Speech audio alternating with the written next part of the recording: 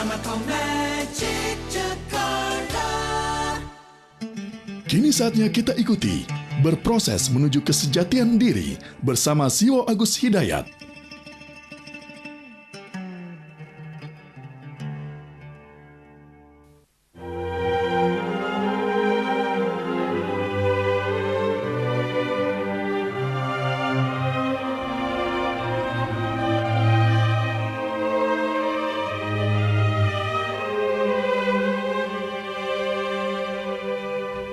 Ya Rabbi, berkahi doa sujudku padamu, pasrahku dan tundukku hanyalah padamu. Ampuni segala dosa yang telah ku buat, padamu ku mengadu, berserah diri. Ramako 105.8 The Magic of Jakarta. Assalamualaikum warahmatullahi wabarakatuh. Ya, Magic Listener, kembali kita berjumpa dalam berproses menuju kesejatian diri. Untuk edisi hari ini Kamis tanggal 13 Maret 2008. Selamat malam juga untuk Anda yang bisa mengakses kami melalui Indovision channel ID 204 di seluruh Indonesia, atau juga yang streaming di www.ramakofm.com di seluruh dunia. Dan tentunya yang bisa menyimak kami melalui Mitra Mahardika Katulistiwa 102,6 FM Pontianak. Anda semua nanti bisa berinteraksi dengan Siwo Agus Hidayat di 6332705, 6332706, atau juga mengirimkan SMS di 0818801058. Baik, langsung saja kita coba sapa Siwo Agus Hidayat. Assalamualaikum Siwo. Waalaikumsalam warahmatullahi wabarakatuh. Baik Siwo, kabarnya baik ya hari ini. Satenya mana? Apanya? Sate. Oh, satenya belum ada mbah, lagi digarang dulu. Oke, baik, silakan Siwo, kita langsung saja. Dan silakan di 6332705, 6332706 saya buka. Assalamualaikum. Assalamualaikum. Waalaikumsalam. Iya, dengan siapa ini? Marno. Mas Marno, apa kabar? Baik, alhamdulillah. Alhamdulillah. Silakan Mas. Assalamualaikum Siwo. Waalaikumsalam warahmatullahi wabarakatuh. Alhamdulillah.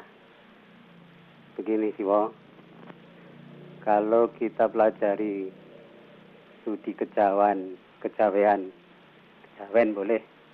Bisa agak keras nih suaranya nih. Kurang keras Siwo. Bisa agak keras Mas Marno. Agak keras ya. Ya.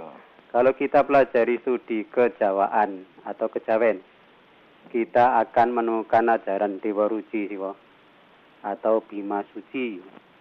Dari situ akan kita ketahui bahwa dalam diri manusia yang secara lahiriah ini memang kecil, tetapi di dalamnya memuat apa saja yang ada di alam raya, sesuai sifat dan karakternya Siwo. Maka yang sebenarnya manusialah yang merupakan jagat besar, sedangkan alam raya di luar diri manusia adalah jagat kecil. Lantas bagaimana kalau dikaitkan dengan kehakikian atau kesejatian manusia itu Siwo? Tolong sharingnya. Iya. Terima kasih. Assalamualaikum warahmatullahi wabarakatuh. Waalaikumsalam warahmatullahi wabarakatuh. Terima kasih Mas Marno. Siwo, bisa terdengar ya? Yang terakhir Mas Sam bisa bantu saya. Justru yang terakhir saya nggak bisa dengar karena saya lagi membesarkan audio di sini. Oke. Atau Mas Marno untuk melengkapi pertanyaan tadi bisa coba SMS ke 081-880-1058. Silakan Siwo. Oke, saya ambil dulu ya.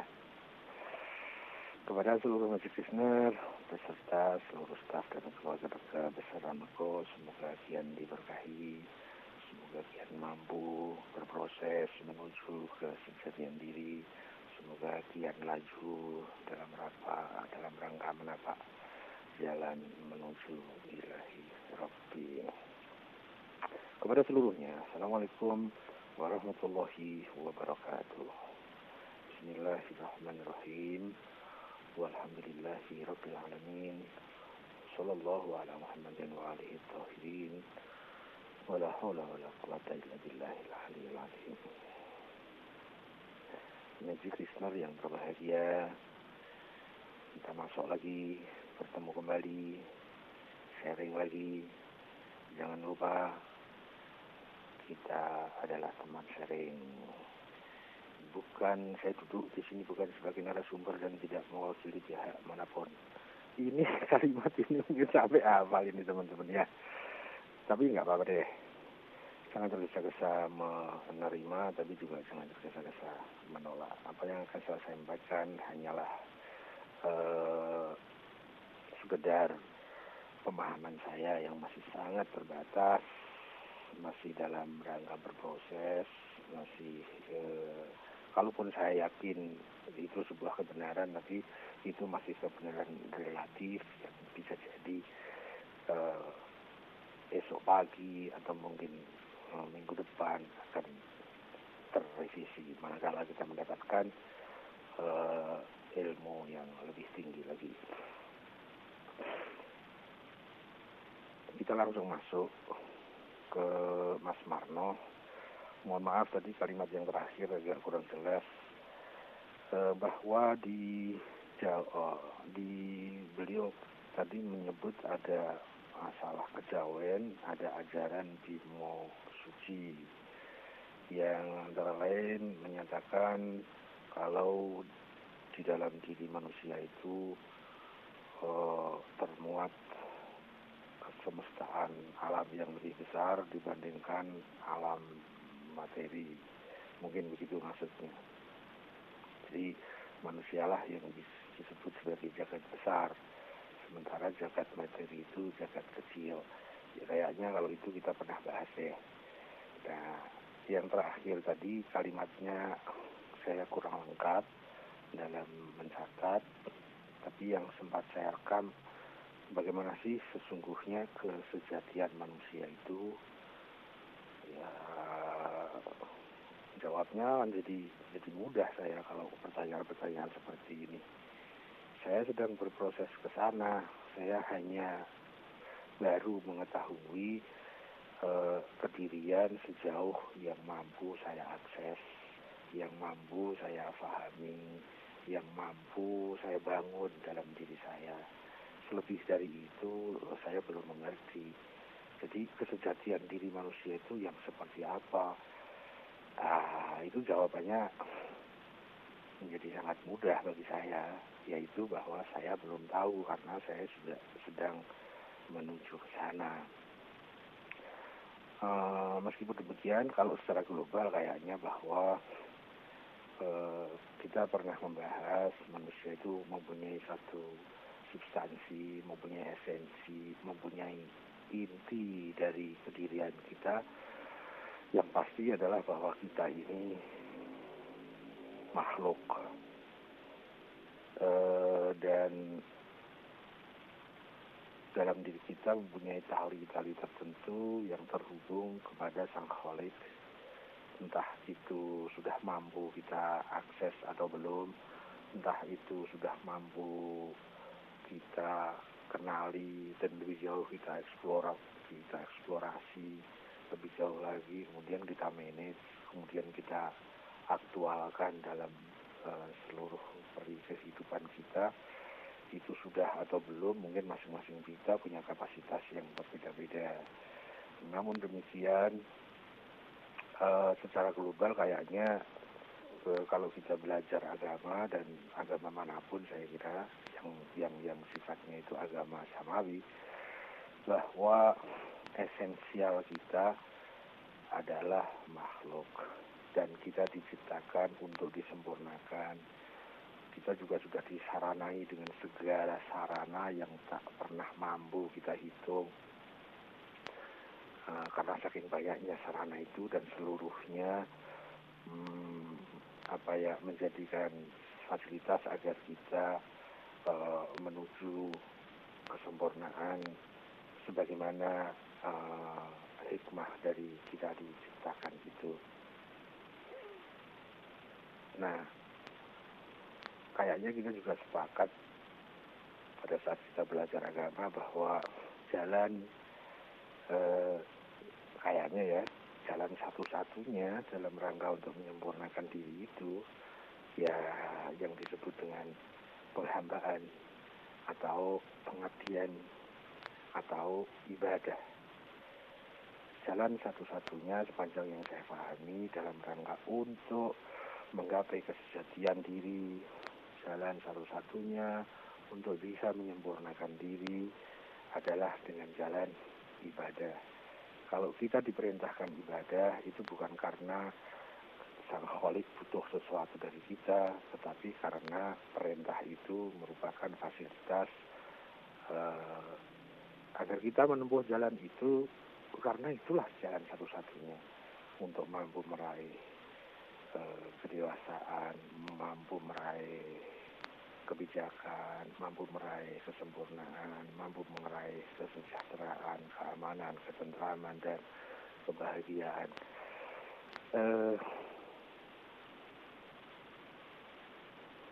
Antara lain fasilitas untuk menuju ke situ, untuk menuju ke kesempurnaan kita, untuk menuju ke kesejahteraan diri kita, jalan yang paling tepat ya, sepanjang yang saya pahami ya dengan jalan penghambaan itu, dengan jalan peribadatan. Tentu saja kandungan dari istilah ibadah itu tidak sesempit yang sering kita dengar dari masyarakat pada umumnya, bahwa yang disebut ibadah itu tempatnya di masjid misalnya, sehingga disebut masjid itu tempat ibadah, sehingga mengecilkan ruang ibadah. Dan ibadah itu terbatas kepada hal-hal yang sifatnya ritual, sehingga juga batasan ibadah itu menjadi menyempit. Sepanjang yang saya tahu bahwa perintah yang sangat mendasar bahwa sepanjang kita ini makhluk, ya kita memang diperintahkan untuk selalu beribadah, sehingga kita bisa menjadi seorang penghamba 24 jam sehari, 30 hari sebulan, 360 hari setahun. Tapi kalau makna ibadah kemudian disempitkan sebagaimana yang sering kita dengar di masyarakat pada umumnya, sehingga pada saat kita bisnis kita tidak merasa sedang menghamba kepada Tuhan, pada saat kita sekolah tidak merasa sedang menghamba dan seterusnya, karena kita sudah dibentuk satu cita rasa dari lingkup dan iklim informasi yang mengajak ke situ. Nah, singkat cerita, kayaknya global dari kesejatian diri itu dasar-dasarnya itu. Tapi kesejatian diri itu yang mana? Itu saya hanya bisa menjawab, saya belum tahu, karena saya juga sedang berproses menuju ke sana. Mudah-mudahan saya bisa konsisten dalam berproses itu. Kalau dipandang dari perspektif yang seperti itu, maka basic dari keseluruhan gerak penyempurnaan diri, gerak menuju kebahagiaan, gerak menuju ke masa depan, gerak sebagaimana hikmah bisa diciptakan, basicnya ada pada pengenalan kepada Tuhan. Yang kita sering angkat di sini yaitu permasalahan tauhid. Tanpa basic tauhid yang mencukupi, ya kita mau bergerak kemana? Ya orang lebih seperti itu.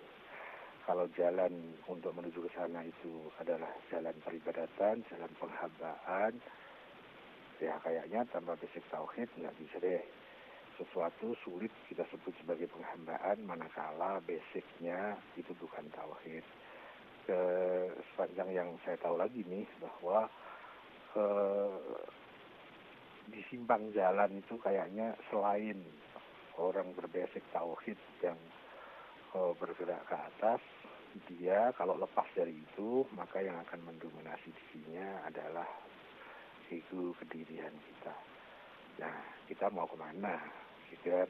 Kalau tanpa tauhid kayaknya kita ya hanya akan tinggal di dalam dunia ego kita masing manakala kita mempunyai basic tauhid yang relevan, maka seluruh peri hidup kita bisa menjadi bernilai peribadatan, dan itulah jalan yang bisa menyempurnakan diri kita menuju kesejatian diri kita masing-masing. Dan hanya itulah yang mampu saya sharingkan, yang sifatnya masih sangat global. Terus bagaimana sih sesungguhnya kesejatian manusia itu? Yuk kita menuju ke sana sesuai dengan halte masing-masing. Yang penting kita selalu berproses, kita akan sampai ke sana. Kita akan ketemu di ujung sana. Terima kasih, saya kembali dulu ke Mas Indra Samudra. Oke, Mbah, thank you. Baik, kita coba terima lagi telepon di 6332705, 6332706. Silahkan bagi Anda yang ingin sharing bersama CEO Agus Hidayat ya. Bukan begitu, Mbah? Halo, Mbah? Halo. Biasanya mau dipanggil Mbah. Malam hari ini enggak ya, Mbah ya? Enggak apa-apa. Oke. Baik, silakan 6332705, 6332706. Juga Anda yang berada di luar kota Jakarta, terutama yang bisa akses kami melalui Indovision channel ID 204, atau juga streaming di www.ramokfm.com, dan tentunya para pendengar di Pontianak melalui Mitra Mahardika Katulistiwa 102,6 FM juga silakan bisa sharing bersama si Agus Hidayat dalam berproses menuju kesejatian diri untuk malam hari ini di 6332705, 6332706. Assalamualaikum. Waalaikumsalam. Assalamualaikum. Ya, waalaikumsalam. Dengan siapa ini? Dengan Mas Yanto Melon. Mas siapa? Yanto Melon. Yanto Melon. Iya. Oh, Yanto Melon. Oke, Mas Yanto silahkan. Saya mau ini aja Mas Iwo. Selamat lah buat Iwo gitu. Gigi, terima kasih. Hanya itu aja, Mas Yanto. Iya. Assalamualaikum. Oke. Waalaikumsalam warahmatullahi wabarakatuh. Halo. Hanya begitu aja sih, Wo. Aduh, Selamat Mas Yanto, katanya Gigi. untuk Terima kasih Mas Yanto. Gigi. Selamat untuk Siwo. Oke, kita coba terima lagi, silakan 6332705, 6332706. Mudah-mudahan ada materi yang harus kita sharingkan malam hari ini ya. Nggak ada juga nggak apa-apa. Assalamualaikum. Halo, Assalamualaikum. Waalaikumsalam, dengan siapa ini? Nadi Ismail Mas Ismail, di mana, Mas? di Purwakarta. Di Purwakarta? Ya. Oke, silakan. Assalamualaikum Siwo. Waalaikumsalam. Saya mau nanya nih tentang sholat Jumat berjamaah itu ya. Itu sholatnya tuh sholat termasuk sholat apa sih? Sholat wajib apa sholat sunnah? Karena yang saya tahu itu jadi 2 rakaat ya. Itu saja? Yang kedua itu tentang ramalan, menurut Siwo gimana sih? Ramalan ya? Ramalan yang buruk itu yang kayak gimana sih? Ramalan atau amalan? Ramalan. Ramalan ya. Oke, makasih Mas Ismail. Makasih, Assalamualaikum. Waalaikumsalam warahmatullahi wabarakatuh. 2 pertanyaan sih, Wo. Yang pertama tentang sholat Jumat, dan yang kedua adalah mengenai ramalan itu. Ramalan yang baik itu seperti apa, yang buruk seperti apa, ataukah emang ramalan itu memang dilarang oleh agama? Gitu, monggo sih, Wo. Betul, Mbak. Sami-sami. Mas Ismail di Purwakarta. Ini apa bisa diakses sih Ramakuli dari Purwakarta? Ya bisa, melalui mungkin Indovision channel ID 204 ini. atau juga lagi di internet, di streaming www.ramokfm.com. Siwo. Yang pertama, sholat Jumat itu wajib atau sunnah. Sepanjang yang saya tahu tidak ada perbedaan pendapat di sini dari sekian mujtahid yang pernah saya pelajari fatwa-fatwanya. Semuanya menyatakan bahwa sholat Jumat itu wajib. Nah, kalau nanti didetailkan mungkin ada sih perbedaan kesimpulan fatwa dari para mujtahid itu, misalnya tentang syarat-syarat dan sebagainya. Ya kan mesti ada syarat, ada rukun gitu ya. Nah, itu mungkin secara detail ada beberapa perbedaan. Tetapi tentang apakah jatuh hukumnya itu wajib atau sunnah, jelas deh wajib gitu ya. Kemudian yang kedua tentang masalah ramalan. Maksudnya ramalan yang baik yang mana? Mungkin begini. Bagaimana kalau kita ambil dari sudut pandang ada sisi astronomi dan ada sisi astrologi. Nah, mungkin begitu biar lebih enak. Dalam masalah astronomi itu kayaknya nggak ada permasalahan di dalam perbincangan atau pembelajaran yang sempat saya kaji. Dalam masalah astronomi itu tidak ada permasalahan. seperti misalnya BMG itu memang tugasnya meramal tuh, Badan Meteorologi apa Mas Sen? Meteorologi Ya, gimana sih, Bu? Geofisika, ya, BMG. Badan Meteorologi dan Geofisika. Ya, itu kan tugasnya meramal tuh, ramalan cuaca gitu dah. Iya, betul. Sama ramalan jodoh juga mungkin sih, Bu. Nah, kalau sudah sampai ke ramalan jodoh, ramalan nasib dan seterusnya, itu mungkin keterkaitannya kan ada itu kan ya, ramalan bintang, ada bintang A, bintang B, bintang C. Nah, itu masuk ke skop yang astrologi, bukan pada astronomi. Kayaknya di dalam kajian-kajian yang sempat saya masuk, itu kalau dalam masalah astronomi kayaknya tidak ada masalah. Jadi ramal-meramal dalam rangka ya misalnya kita meramalkan akan terjadi komet melintas di lintang sekian, bujur sekian misalnya. Ya. Kemudian meramalkan bahwa besok tanggal sekian akan terjadi gerhana matahari tapi tidak total. Nanti ada pada malam sekian akan terjadi gerhana bulan secara total. Ya, itu ramalan-ramalan yang terkait pada astronomi itu kayaknya nggak jadi masalah. Nah, yang kadang di sana ada dipermasalahkan itu yang terkait kepada masalah astrologi. Nah, kalau ramalan yang baik yang mana, yang buruk yang mana, ya ramalan yang ngawur itu pasti buruk gitu kan. Tapi kalau ramalan datanya semakin valid, datanya semakin komprehensif, datanya semakin relevan, ya kan ramalannya akan semakin baik. Ramalan buruk adalah ramalan yang ngawur. Ya semakin ngawur semakin buruk.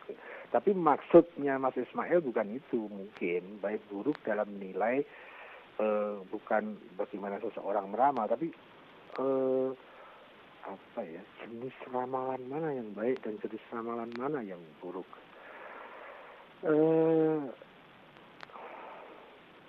Kayaknya kalau kita tidak menjadikan hasil ramalan itu sebagai ini hanya yang terkait ke astrologi loh ya. Kalau kita tidak menempatkan hasil prediksi, ramalan, asumsi, estimasi, gitu, ya perkiraan semua kan itu sifatnya kan ramalan semua. Prediksi ya ramalan, estimasi ya ramalan. Gitu kan? Nah, kalau itu terkait kepada hal-hal tentang masa depan dari nasib kita, masa depan dari takdir kita, masa depan dari kehidupan kita, asal itu tidak dijadikan sebagai sebuah patokan, tidak dijadikan sebagai sebuah keyakinan atas kepastian ramalan itu. Saya mengira sepanjang ilmu saya, dan tolong dikasih tanda petik bahwa saya sedang men-sharingkan apa yang saya pahami dan tidak mewakili pihak manapun, apalagi mewakili pihak madhab atau agama, sama sekali tidak. Sepanjang yang saya pahami, semua ramalan manakala tidak kita tempatkan dia pada posisi yang melebihi batasnya, saya kira tidak ada masalah. Tapi kalau kemudian dengan adanya ramalan itu, kemudian kita menempatkan dia pada sebuah titik kepastian, pada sebuah titik bahwa itu menjadi rumusan, itu yang mungkin nanti perlu dipertimbangkan sikap yang seperti itu. Meskipun demikian nanti terbagi lagi ramalan yang menurut siapa, karena ada orang-orang itu yang memenuhi syarat memang untuk meramal, ada juga yang tidak memenuhi syarat untuk meramal. Kalau misalnya kita diajarkan oleh riwayat-riwayat yang terkait dengan hayat Rasulullah misalnya Sallallahu Alaihi Wasallam, beliau kan juga memberikan ramalan kepada kita, memberikan prediksi kepada kita bahwa nanti umatku itu akan banyak bagikan buih. Ya, Ya, tapi ya banyak, tapi bagikan gue, sehingga dia mudah sekali terombang-ambing oleh gelombang kehidupan, ke sana ke sini. Ada gelombang ke sini ikut ke sini, gelombang ke sana ikut ke sana. Nah, kita sudah diberi satu prediksi seperti itu. Tentu kita harus tempatkan sesuai dengan kapasitas sang pemberi prediksi itu. Tentu beda dong kalau ada sebuah prediksi yang datangnya dari sang guru kehidupan dengan orang-orang yang bukan seperti itu, tentu kita harus tempatkan secara berbeda. Jadi yang saya maksudkan yang pertama adalah ramal-meramal itu yang dipermasalahkan dalam kajian-kajian itu yang pada bidang astrologi. Kalau pada bidang astronomi itu tidak dipermasalahkan. Yang kedua, ramalan itu ada yang tepat, ada yang tidak tepat, dan semua ramalan itu sifatnya relatif. Meskipun demikian, kita harus mendudukkan sesuai dengan posisinya. Siapa yang menjadi prediktor itu, sang peramal itu siapa. Nah, kemudian yang namanya ramalan, kalau itu tidak datang dari tokoh-tokoh yang memenuhi syarat, maka tidak boleh dijadikan sebagai rumusan atau tidak bisa dijadikan sebagai data kepastian. Kayaknya itu deh yang penting. Nah, kalau kita mengkaitkan dengan, kalau kita mau meramal, hati-hati deh. Karena untuk meramal itu harus dengan niat yang benar, dengan cara yang benar. Ya, kalau meramal asal meramal, apalagi kemudian nanti menggunakan fasilitas-fasilitas yang tidak konsisten, fasilitas-fasilitas yang tidak semestinya. Apalagi sampai kemudian nanti terkait dengan ada syarat-syarat yang merugikan pihak lain. Nah, itu masalah si tukang ramal itu, bukan masalah ramalan itu sendiri, tapi terkait dengan person-person sang peramal. Jadi kita juga perlu bedakan antara kita yang mendengar ramalan atau kita yang bertanya tentang ramalan dengan sang pembuat ramalan. Kalau BMG itu sang pembikin ramalan cuaca. Nah, kita sebagai orang yang mendengar informasi atas ramalan mereka, ya kita jadikan itu sebagai data, tapi tidak bisa dijadikan sebagai rumusan kepastian. Nah, apalagi di bidang astrologi. Kayaknya begitu yang bisa saya sharingkan. Saya mohon maaf, mungkin tapi mudah-mudahan deh Mas Ismail tidak puas. Saya kembali ke Simbah.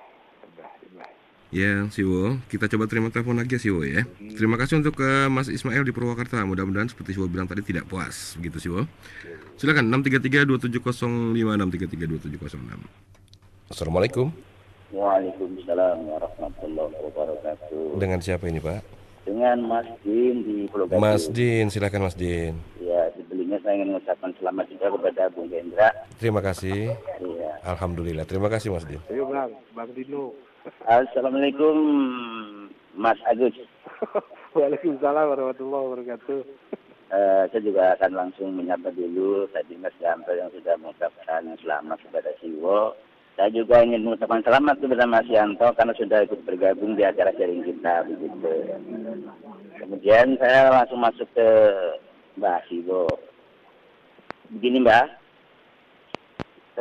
akhir-akhir ini saya merenungi atau memikirkan sebetulnya ada apa di balik munculnya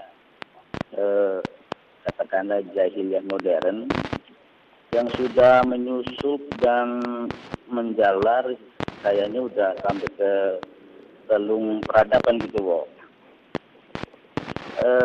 Kemudian apakah Al-Qur'annya yang salah atau pemahamannya yang kurang pas gitu sih Wo. atau bagaimana deh? Menurut pemahaman Pak Siwo, saya mohon di-sharingkan mengenai hal tersebut. Kayaknya sekian dari saya, kurang lebihnya mohon maaf. Assalamualaikum warahmatullahi wabarakatuh. Waalaikumsalam warahmatullahi wabarakatuh. Terima kasih Mas Din. Ya, saya ucapkan selamat juga untuk Mas Din yang bisa masuk di sharing malam hari ini. Silakan Siwo. Saya ini baru geli ini, Mas. Kenapa? Geli. Geli kenapa? Ada Siwo Putri tuh di situ? Piye Siwo? Ini saya pernah melontarkan SMS sama beliau ini. Ini PR untuk beliau. Loh sekarang ditembakkan ke saya. Ini Oh gitu. Oh berarti bagus kalau gitu Mas Din setia kawan. Ya sih. Monggo. Aduh, beliau ngambil selahnya, boleh deh. Monggo. Mas Din, terima kasih ya. Wah, senjata makan tuan.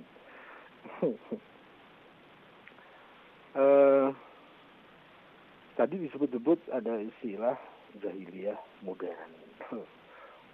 Ini istilah ini pernah dirilis agak serius ini beberapa tahun yang lalu tentang jahiliyah modern. Tapi kira-kira apa ya jahiliyah modern itu? Sebelum kita melanjutkan tentang di balik itu ada apa sih kok bisa terjadi seperti itu?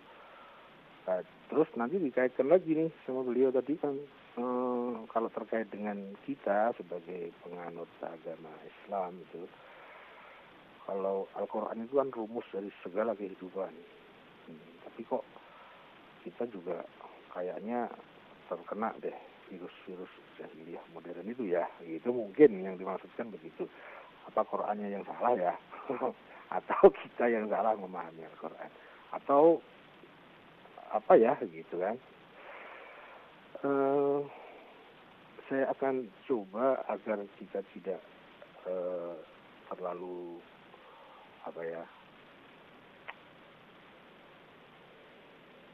agar bisa lebih agar bisa lebih presisi di dalam memahami istilahnya, karena istilah ini bisa jadi kabur, yaitu tentang jahiliyah modern. Nah, saya pernah mempelajari masalah ini dan yang bisa saya simpulkan adalah yang dimaksud jahiliyah modern itu di sana ada istilah jahiliyah dan ada modern. Nah, kita tahu kan kalau modern itu selalu terkait dengan kemajuan, khususnya kalau kaitannya nanti dengan sekarang ini adalah abad teknologi, yang terkait itu disebut modern. Meskipun kadang-kadang melebar tuh, pokoknya yang dari barat modern deh. Ya kalau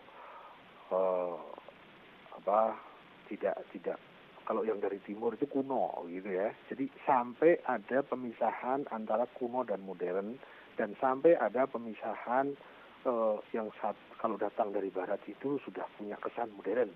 Kalau datangnya dari timur itu tidak modern, ada kesan seperti itu yang sudah terbentuk dalam cita rasa di masyarakat gitu, atau mungkin sekedar kesan yang ada pada diri saya kali ya, tapi kayaknya adik-adik saya juga begitu tuh kesannya, bahwa kita ini sudah terbentuk satu kesan dari akibat informasi-informasi dan perkembangan budaya yang ada, kesannya itu bahwa yang dari barat itu modern gitu ya.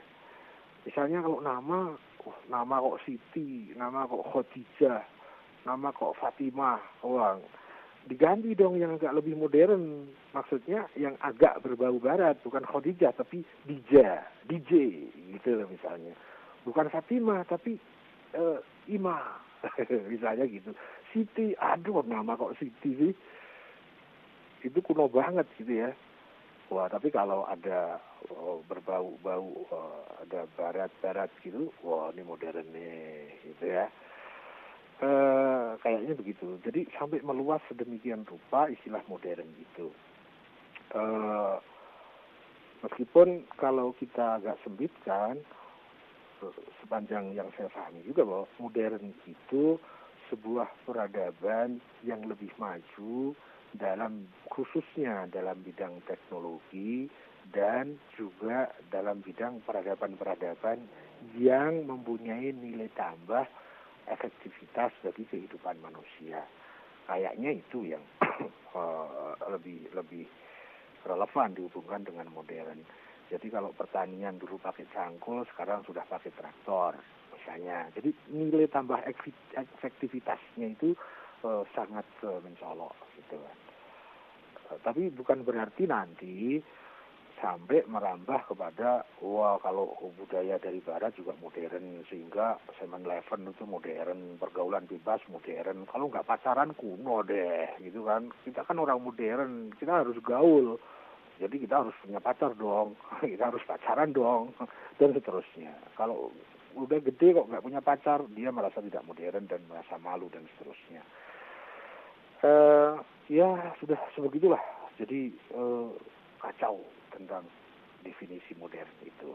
Nah, saya ingin mengambil kaitan dengan istilah jahiliyah modern itu, modern dalam makna yang kemajuan-kemajuan fisikal, kemajuan-kemajuan scientific dan teknologi yang itu mempunyai nilai tambah percepatan dan efektivitas bagi sarana kehidupan manusia, itu disebut sebagai modern. Baik itu yang terkait dengan masalah industri atau juga yang terkait dengan masalah budaya, tetapi yang mempunyai nilai tambah efektivitas. Jadi boleh deh dari barat, tapi tidak setiap yang dari barat itu modern. Nah, terus tentang jahiliyah, kita mungkin pernah membahas bahwa jahil itu tidak sama dengan idiot. Jahil itu tidak sekedar bermakna bodoh, tapi jahil merupakan lawan dari alim. Nah, alim itu orang yang mempunyai ilmu yang bersumber dari Tuhan dan ilmunya sesuai dengan nilai-nilai dan eksistensi yang ada pada alam kemakhlukan. Atau lebih simpelnya, jahil adalah ketidaktahuan tentang sumber kebenaran dan kebenaran yang bersumber darinya. Jahil. Jadi bisa jadi orang itu pandai, bisa jadi orang itu jenius, tetapi bisa jadi orang pandai dan orang jenius itu karena dia terfokus kepada hal-hal yang sifatnya materi duniawi, sehingga banyak kebenaran-kebenaran yang bersumber dari sumber kebenaran itu banyak tertinggal pada dirinya. Nah, kalau kita melihat misalnya dulu ada yang disebut dengan zaman jahiliyah pada saat diutusnya Sang Rasul, itu Sang Rasul diutus pada era jahiliyah. Bukan berarti orangnya bodoh-bodoh. Ya kalau kita lihat bagaimana di dalam sejarah Abu Lahab itu seorang tokoh strategi misalnya, dan lain-lain deh, dan lain-lain itu. Tidak berarti kalau jahiliyah itu orangnya bodoh-bodoh. Enggak. Jahiliyah itu bodoh tapi dari sumber kebenaran dan kebenaran-kebenaran yang bersumber darinya, Tuhan. Setelah kita batasi dulu istilahnya jahiliyah modern. Jadi jahiliyah modern di sisi lain peradaban duniawinya itu modern, tetapi nilai-nilai kebenarannya kok jadi hilang. Keterkaitan dominasi atas sumber kebenaran kok menjadi hilang. Kita kayaknya sulit untuk menghubungkan secara langsung apa hubungan politik dengan ketuhanan, apa hubungan ekonomi dengan ketuhanan, apa hubungan budaya dengan ketuhanan. Ya kalau kita pandang secara umum itu kayaknya kita harus mengkerut dulu baru bisa menghubungkan gitu ya. Betul, kita ini mempunyai asas kehidupan berketuhanan yang Maha Esa, tetapi kalau kita lihat pada dunia praktisnya kayaknya itu tak terhubung deh. Banyak yang itu link terhadap ketuhanan itu hilang. Misalnya dalam kiprah ekonomi nasional, dalam kiprah politik nasional, di mana nilai-nilai ketuhanan ya? Apa hubungannya ya politik nasional, sistem kepartaian dengan ketuhanan? Gitu. Padahal ketuhanan yang Maha Esa merupakan dasar yang pertama dari kehidupan berbangsa dan bernegara ini. Tetapi aplikasinya kayaknya masih terputus deh. Ya. Nah, nilai-nilai modern yang terlepas dari nilai-nilai ketuhanan itu mungkin yang saya pahami sebagai jahiliyah modern. Apakah itu kira-kira merambah ke dalam diri kita? Kita coba lihat diri kita masing-masing. Apakah modernitas yang sudah kita ambil dari masing-masing diri kita itu juga selalu terkoneksi dengan nilai-nilai ketuhanan dan paling tidak dengan nilai-nilai kebenaran? Nah, kalau tidak, berarti kita sudah juga tengah terkena virus-virus jahiliyah modern gitu. Di sisi duniawi kita modern, sarana semakin canggih, tetapi bersamaan dengan itu sambil kita melupakan dominasi dari Tuhan dan dominasi dari nilai-nilai kebenaran. Kalau kemudian dikaitkan, bagaimana itu bisa terjadi ya? Wah ya, kalau itu kan, kalau dilihat secara person itu sangat personality, tapi kalau dilihat secara global mungkin ini adalah permasalahan sila yang pertama itu, yang sila pertama itu menjadi rumusan dasar yang terpampang di atas bangsa ini, tetapi tidak membumi kepada masyarakat di dalam kehidupan berbangsa ini. Dia baru ada di atas kepala bangsa ini, tapi belum turun ke dalam kehidupan bangsa ini. Ya sebegitulah kira-kira. Nah, di dalam kita lihat sebagai warga yang beragama, itu sangat mungkin terjadi bahwa kita, karena kita beragama kan pasti bertuhan, tetapi itu baru menjadi sebuah simbol yang kita taruh di atas kepala kita, tapi tidak masuk dalam kepala dan tidak masuk ke dalam diri kita.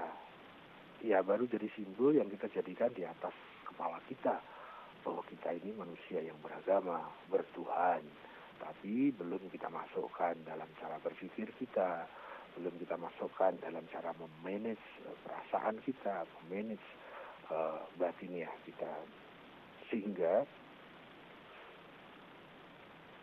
akan terpisah dengan yang lain-lain yang masuk ke dalam pikiran kita dan ke dalam diri kita. Kalau kita lihat secara global, berarti itu kasusnya adalah kasus tauhid. Kasus bagaimana Tuhan tidak mendominasi kehidupan kita. Tuhan tidak mendominasi kehidupan bangsa ini. Tuhan tidak mendominasi kehidupan kaum dan umat ini. Tuhan tidak mendominasi dalam diri saya.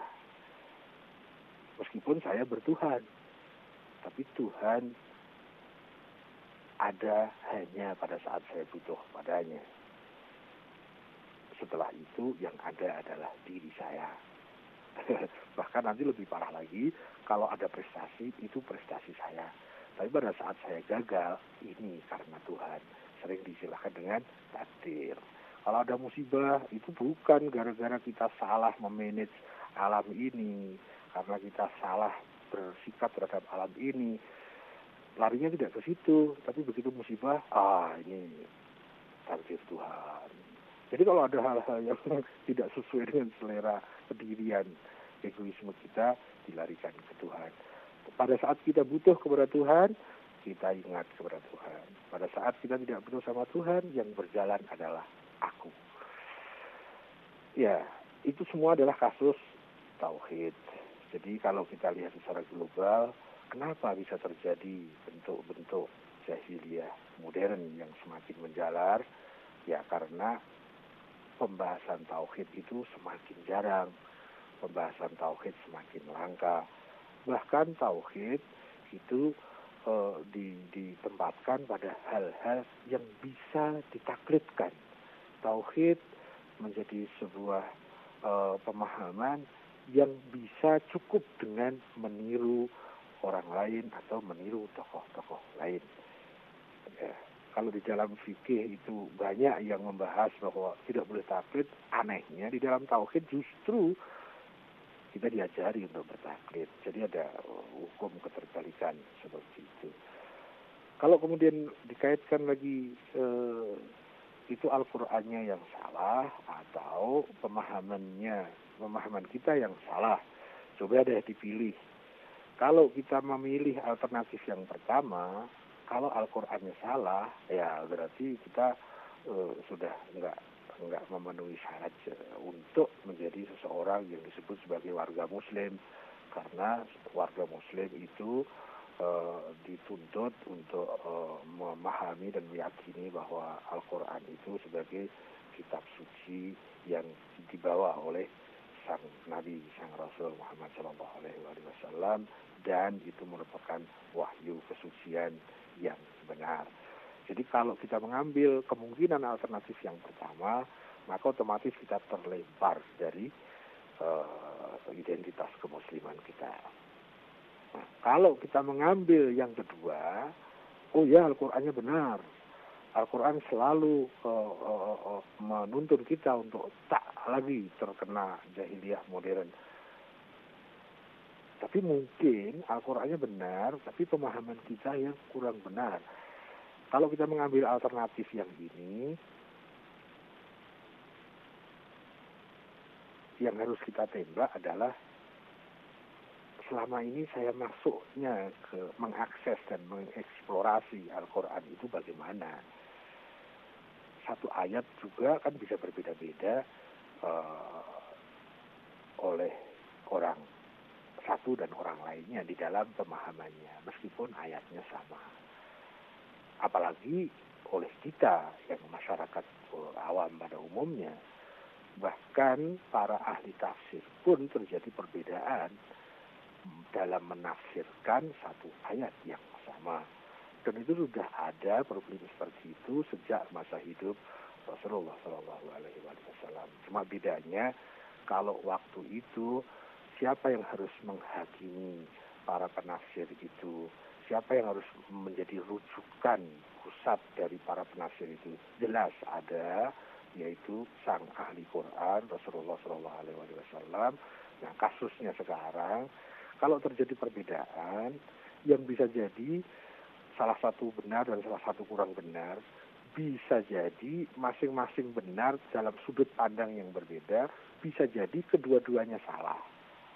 Meskipun kadang tidak disengaja kesalahannya. Nah, zaman sekarang ini kita mau merujuk kemana? Oh, kita orang awam merujuk ke ahli tafsir ya. Nah, kalau para ahli tafsirnya yang berbeda dalam menafsiri ayat yang sama, mau merujuk kemana? Buntu, jalannya buntu. Kenapa?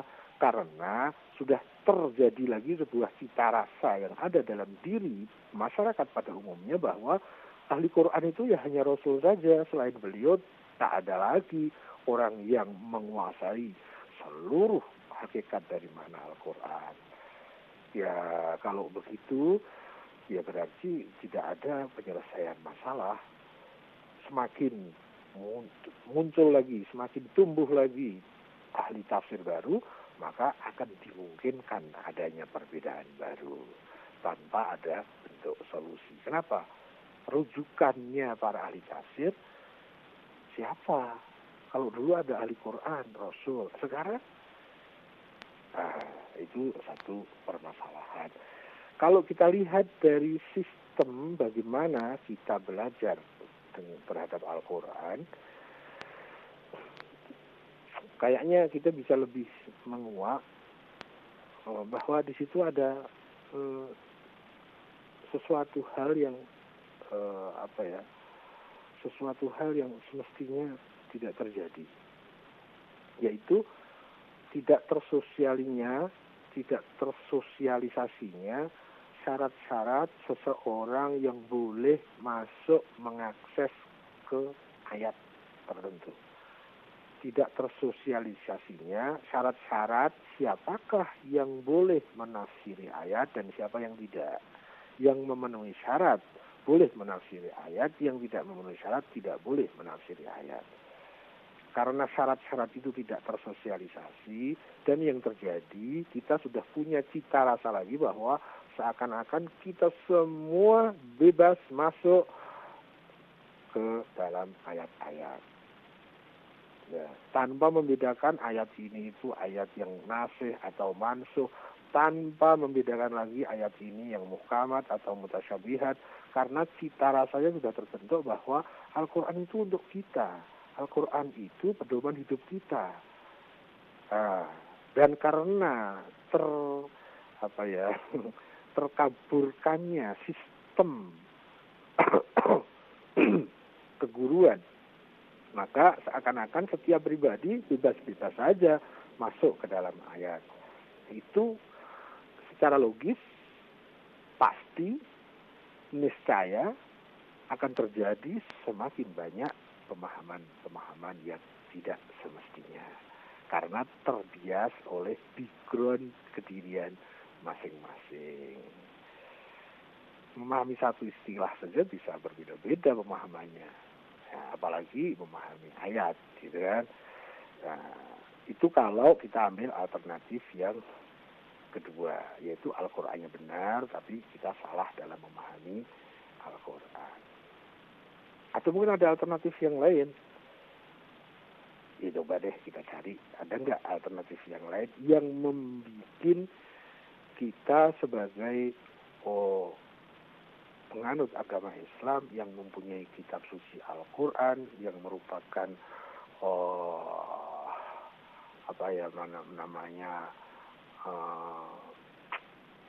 mukjizat yang terbesar, mukjizat yang sifatnya itu universal, mukjizat yang bisa mengatasi seluruh masalah, berbeda dengan mukjizat-mukjizat yang sifatnya fisikal, yang hanya berlaku pada ruang dan waktu tertentu, sementara Al-Quran itu sebuah mukjizat yang lintas